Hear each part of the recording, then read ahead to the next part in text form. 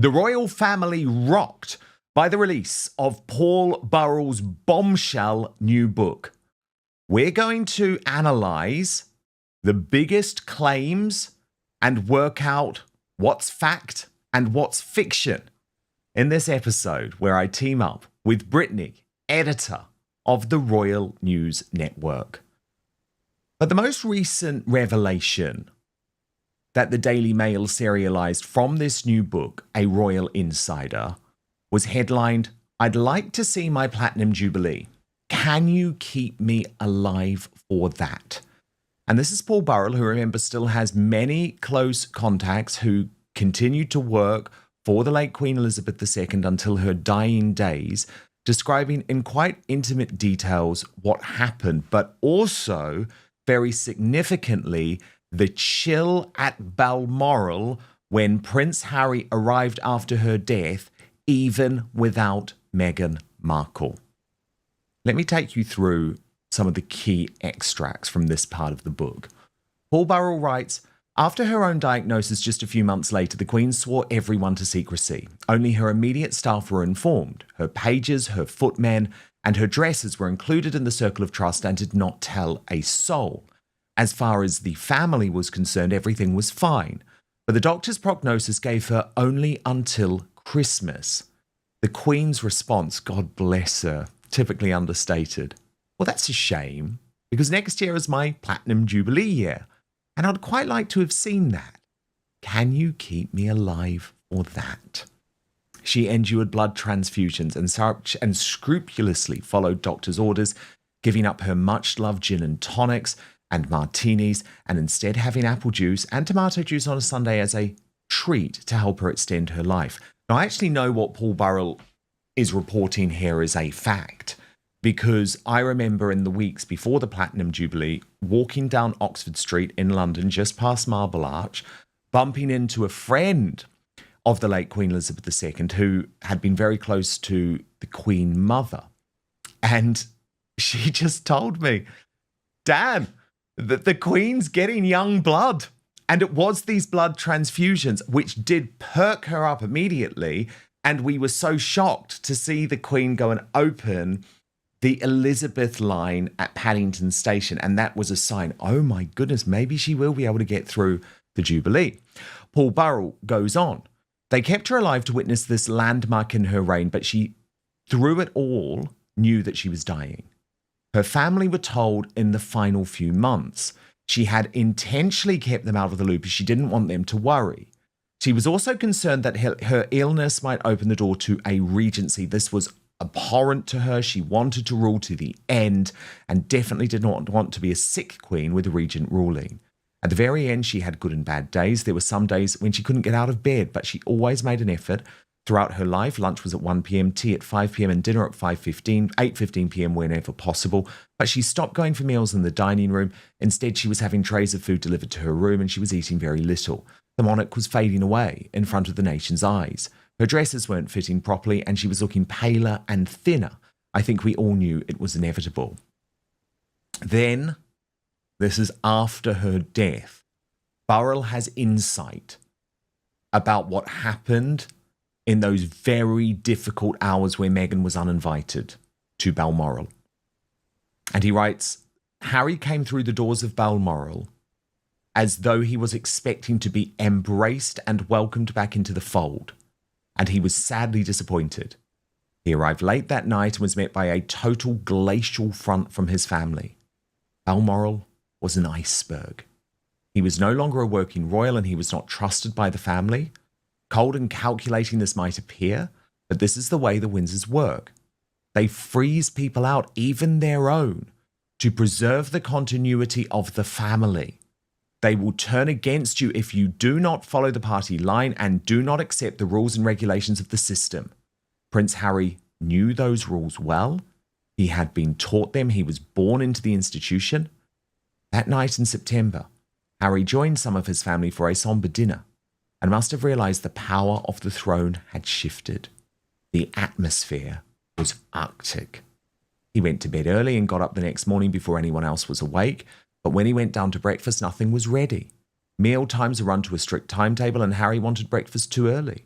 So he left with his tail between his legs in the early hours of the morning. He didn't speak to a soul and went back south. Harry had every right to be there, but the circumstances should have been so different. But Burrell adds, regardless of what he thinks of Prince Harry, you cannot help but feel sorry for him. He had come to pay his respects to his grandmother, who adored him and whom he loved. Harry's grandmother had deliberately wanted him to be happy and to stay within the royal family. But now she was no longer there to protect and guide him.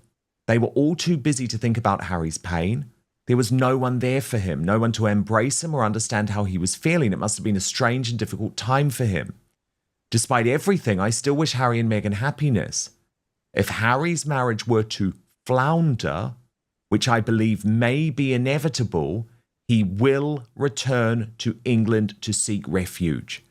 Everything he knows is in the country of his birth, and once the veil is lifted from his obsession with Meghan, he will want to be back to what and where he knows best, and the king would be delighted to have him back. But I am not sure if William would be equally pleased. It's such a shame, as Harry, who was always one of the public's favourite royals, could and should have had it all. Instead, he has made a right royal mess. So, Brittany, what's very interesting there, remembering Burrell's ongoing connections to many royal courtiers, is that he now believes the end of Harry and Meghan's marriage is inevitable and says categorically, Brittany, that once the marriage ends, Harry will return to England to seek refuge. Well, what? Will he return without his children? I mean, when it comes to the end of their marriage, it is a big question mark because Meghan doesn't want to go back to the UK. She doesn't really want anything to do with the institution. She'll certainly still cling to the titles as long as she can have them, but she really has no interest in his homeland at all. And you can almost think right now of Harry doing this cosplay royal tour, trying to make inroads back to the UK, that things might be between the couple already floundering as Harry is looking to go back home. I don't think he's happy in California in many ways. I don't think his marriage is probably all that happy and productive. I think he's having a lot of issues, I'm sure, doesn't know what to do with his life. But there really is, I don't think, a permanent route back as a working royal where he was. He cannot take out those last 5 years. He can't delete the Oprah Winfrey interview. Spare is still on the shelves everywhere in new and in used bookstores. Harry and Meghan will be on Netflix forever. He can't get away from this. It will always, always be there. And because of that, Harry just really can't reclaim the family, the life he once had. It is gone. The healthy, mature thing for him to do is to figure out what the new reality for him looks like. And he's not there yet. Again, that's why he's trying to recreate it. And I'm not surprised he received a glacial welcome at Balmoral. He should not be surprised. But again, reality and Harry don't tend to get along too well. No, indeed, indeed. And look, I mean, the thing is, Brittany, what's fascinating is for Paul Burrell to paint that picture of how Harry was treated at Balmoral. And remember, Charles and William scarpered, so they didn't even want to see Harry. By the way, I'm not criticising them for that. I totally understand why. But Brittany, that was all before Harry and Meghan, the docuseries on Netflix. It was all before the release of Spare. So if it was Arctic then, just imagine now. He also goes into the book, Brittany, the real reason Meghan was so jealous of Kate. And effectively, it really just boils down to the fact that she wasn't happy with Kensington Palace. Like, she really just couldn't deal with the size of William and Catherine's apartment at Kensington Palace, which to me seems very short-sighted because obviously that was all to play for Meghan. And we do know in the end they were able to build this dream house to the tune of millions of pounds, which initially the British taxpayer paid for at Frogmore. They got the big house that they wanted. But at the same time, it's sort of, they were so anticipating and wanting that so much. But at the same time, Harry and Meghan, and particularly Meghan, could not accept the reality of her place within the royal family, which is that she married the spare, and she was not going to have Frogmore House. Frogmore Cottage was best, and they got all this land, you could say, in some ways, because they got a lot of privacy through that. Totally, Brittany. I'll let you clear your throat, and I'm going to read the next little extract, okay? Because this was so terrible. This was about Burrell revealing that Harry had actually given the late Queen Elizabeth a secret mobile phone because he wanted secret communication that her courtiers wouldn't know about and that King Charles and William wouldn't know about either. So here's the extract from Burrell. Of course, Harry would claim later that he wasn't able to get to the Queen, but he knew how to reach her whenever he wanted to see her. He also had a secret weapon. Unbeknown to his father or brother, Harry had sent Granny a mobile phone with the intention of having a secure line direct to the CEO of the family firm, bypassing not just his family, but all her courtiers. When it arrived, the Queen said, "What am I supposed to do with it?" After all, the monarch couldn't be expected to answer it whenever it rang. Imagine it going off in her handbag while she was in a meeting with the head of state or opening Parliament. So that mobile phone went in the top drawer of a servant's desk at the end of the long green corridor alongside a phone from Prince Andrew, who'd had a similar plan. But even without her mobile phone, the Queen did get to see Harry and Meghan and her great-grandchildren. When Harry and Meghan appeared in the Oak Room, the family parted like the Red Sea so that the Sussexes could take centre stage with the Queen. Some members of the family left the room in disgust and wouldn't return until they had left 30 minutes later. The Queen played with the children and chatted with Harry and Meghan. She thought everything was fine, but little did she know. On the Sunday of the weekend of the Platinum Jubilee celebration, the Queen had arranged for the chef to make her favourite chocolate cake with one candle on top for Lilibet's birthday. She had hoped that her favourite grandson and his wife would join her for tea, but she was left disappointed when she was told they had left already. It might have been a breakdown in communication that Harry and Meghan weren't aware of her plans. It's a shame the tea didn't happen as Meghan never saw the Queen again, while Harry saw her next on her deathbed. So, Brittany, two interesting parts of that extract to pick up on. So let's start with that Platinum Jubilee moment, because it makes me even more disgusted that Harry and Meghan scarpered in the way they did. Because the way that it was briefed, Brittany, was always as if the late Queen totally understood and was cool with their plans. But it certainly doesn't seem like that was the case, according to Burrell's book. No, and I wouldn't be surprised again if it was not something that the Queen was made aware of. Harry and Meghan always want to do things their way. It's a very selfish approach. And in this particular situation, they should have stayed for the whole Platinum Jubilee. I don't understand why they left early. There was a concert, there was a parade. There were things their children could have enjoyed, and they denied them that for very, very selfish reasons. And I don't know how much, and if the book says if Harry knew how close his grandmother was to passing, but this was his chance. It was 3 months before her death. This was his chance. I mean, even any of us in the public who saw her at the Platinum Jubilee knew how much weight she had lost. She was quite thin. And so this was Harry's chance to really get his children connected with his grandmother and his other royal relatives. And he just didn't do that. He left early. He skipped out on her celebrations. Because of his selfishness and his ego, Brittany. Because I was reporting on that Platinum Jubilee, and what happened is that he was so annoyed with, do you remember the St. Paul's Cathedral event, which actually the late Queen Elizabeth II couldn't attend in the end because she had to try and save her strength for that second balcony appearance, which obviously happened and was wonderful. But he was so annoyed by where he was put in the pecking order, but also, Brittany, the way that his family treated him, because they were so disgusted. And I think maybe that was the first time that he had a realization, because even Zara and Mike Tyndall just wanted nothing to do with him. And I think that was a real wake-up call. There's another really fascinating part of this book, Brittany, and let's rewind now. Let's rewind right back to the extraordinary events of 1997, after the death of Princess Diana, when Paul Burrell has this private meeting with the late Queen Elizabeth II. This was very well documented. It was in December 1997, because remember, in the end, it's what cleared Paul Burrell, who was on trial for apparently stealing from Princess Diana's personal connection. But indeed, the late Queen said, no.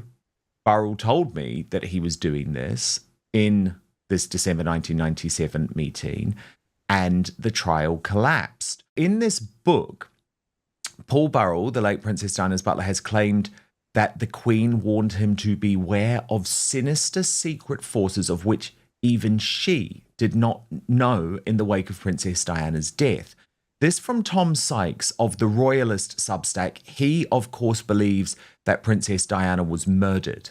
And he writes, Burrell was also an absolutely key figure for those who claim that Diana was murdered. It was to him that Diana wrote her famous note saying her husband was planning an accident in her car before her death. This weekend, he has broken cover with the publication of a new memoir in which he alleges that in 1997, the Queen told him, do be careful. There are forces at work in my country of which even I have no knowledge. Burrell's comments in the Royal Insider align with a claim made by Andrew Morton that when the Queen was informed of Diana's death in the early hours of August the 31st, 1997, she reportedly reacted by saying they must have greased her brakes. So, Brittany, Paul Burrell says he is able to speak in more detail of this meeting now, effectively because of the death of the late Queen Elizabeth II. But what do you make of this line from the Queen that he alleges that she said, do be careful, there are forces at work in my country of which even I have no knowledge? I mean, it's so hard to say, but I do find it convenient. Of course, people do say things after people have passed because they just didn't want that publicly known at the time. But again, it's rather convenient that the Queen can't say, oh, no, I didn't say that. So I treat that with a bit of a question mark. I'm not sure if I totally buy it or not, but it is an interesting thought. I just don't see that much in relation to Diana in that way, that there was some sort of secret force, against her or something like that. Obviously, there were a lot of things going on at that time, but I don't know if I totally buy that story, but it is an interesting one to note. Because then Brittany, he also goes on to talk about Muhammad al-Fayed for the first time since his death. Now, he was, of course, Dodi's father, and he was also the owner of Harrods. And Diana did appear to have a close relationship with him, Brittany. I mean, it was through Muhammad Fayed that she met Dodi. And she was his guest of honor. And you can see in these pictures, at various events. And obviously at the time, there was the idea that maybe Diana needed financial support. She'd had a good divorce settlement, but of course she had refused the official security on offer from the British royal family, from the government. So Fayed, of course, was a billionaire who was prepared to get out the checkbook and help Diana with all of these things. But for the first time, Paul Burrell has revealed how Diana really felt about Muhammad al-Fayed and says that she was actually sexually harassed by him and that she described him as Yoda. So this is the reporting of it. Diana told Burrell that al-Fayed, who was twice her age, told her she would fall in love and marry his son Dodi, but then added, I want you to marry my son because in Egyptian tradition, the father goes first. I'm going to sleep with you. Burrell said that Diana replied, can you imagine me making love to Yoda? And in the book, he writes, I was appalled by his behavior. He thought that it was his right and that it would actually happen that he would sleep with the Princess of Wales. That was on her mind throughout her romance with Dodi. On other occasions, she branded al-Fayed creepy and slimy and complained that he's always putting his hands on me. People probably wondered why she didn't stop seeing him. But after her divorce from Charles, she chose to play along because she said to me that she needed security and he could provide it. Mm. So, Brittany, this is another fascinating one because, again, there's two schools of thought here. The first is that, oh, well, it's very easy for Paul Burrell to say this now. Mohammed Al-Fayed is dead. His reputation has been completely trashed. But, I mean, I'm good friends with the Hamiltons, Christine and Neil Hamilton. And, I mean, goodness gracious me, they despise Mohammed Al-Fayed, a man who tried to ruin their lives. And by all accounts, Brittany, he was a very, very odious character then and up until his death. There are, of course, hundreds and hundreds of women who have now reported everything from rape to sexual harassment at the hands of Mohammed Al-Fayed. So in some ways, is it maybe not a surprise if Diana was also subjected to this behavior? I mean, if it was behavior that he thought that was just completely appropriate in a workplace, and then you get to this, I guess, very weird claim. I mean, I've got no idea if it's true, Brittany. I presume it's not true, but that in Egyptian culture, him saying that the father would sleep with his son's girlfriend. I mean, what do you think, Brittany? Is this too opportune from Burrell, or do you actually believe that Diana was subjected to this treatment at the hands of Mohammed Al-Fayed, then the owner of Harrods? You know, in this particular instance, I would not be surprised if that was the case. And I would not be surprised either if she somewhat put up with it in order, like she said, to have a bit of security and to have somebody that maybe she can lean on. I mean, this is kind of something that has happened since the beginning of time in many ways in the relationship between men and women. And especially this picture where they're at an event, her top is a little low cut. You know, you could argue that he's leering right at her. It's hard to see if he's looking at the card. It does look that way in that photo. I can't say for sure what exactly he's looking at, but to me, it looks a little bit like he's leering at her chest. And so I can definitely see this being a possibility. And although I'm sure she was very fed up with it as well, if he could offer her money and vacations and those sorts of things, in some instances that might have been really helpful to her. And so if it didn't go too far, she was willing to let some of it slide. Sadly, that happens to be the case many times, but in terms of just women and men in general sometimes. But I think in this instance, this claim has a bit more credence to me than the one about the Queen. So I would argue I could definitely see that being the case. Let's put the headlines aside for a moment, because the most interesting part of this story isn't whether Prince Harry could return to Britain. It's what the very idea of returning actually says about the position he finds himself in. If Paul Burrell's account is accurate, the suggestion of Harry eventually seeking refuge in England raises a much bigger question. Has the prince spent years trying to build a life independent of the institution, only to discover that the institution may ultimately be the one place he cannot completely escape? That is the irony at the heart of this entire saga. Harry has repeatedly presented himself as someone determined to break away from the royal system. And yet Britain remains deeply embedded in his identity, his family history, his security concerns, and his relationship with the monarchy. You can leave the palace. You can leave the country. You can publicly criticize the institution. But escaping the gravitational pull of the crown is another matter entirely. And this is where I think the story gets uncomfortable. Because if Harry ever did find himself seriously considering a return to England, it wouldn't necessarily represent a triumphant homecoming. It could look more like an admission that the alternative life he imagined has become far more complicated than expected.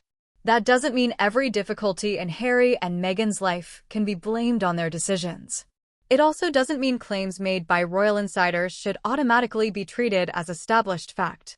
But it does expose a fascinating contradiction. Harry has spent years attempting to redefine what being a royal means on his own terms. Yet the moment circumstances become difficult enough, the very institution he distanced himself from could become the ultimate safety net. And frankly, that is a far more compelling story than another round of palace gossip. There is also another reason these revelations deserve scrutiny. Paul Burrell occupied a uniquely intimate position around the royal family, particularly Princess Diana. But proximity to royalty doesn't make every interpretation infallible. Memoirs, insider accounts, interviews, and revelations all come with perspectives, motives, and memories that should be questioned rather than swallowed whole. That's especially important when Diana is brought into the conversation. Her legacy has become almost impossible to separate from the way Harry understands himself. But continually interpreting Harry's adult decisions through the lens of his mother's tragic story risks turning a complicated man into a permanent character in Diana's unfinished story. And I think that's where royal commentary often gets it wrong. Harry isn't simply Diana's son. He's an adult who has made enormous choices of his own. Some have worked. Some clearly haven't.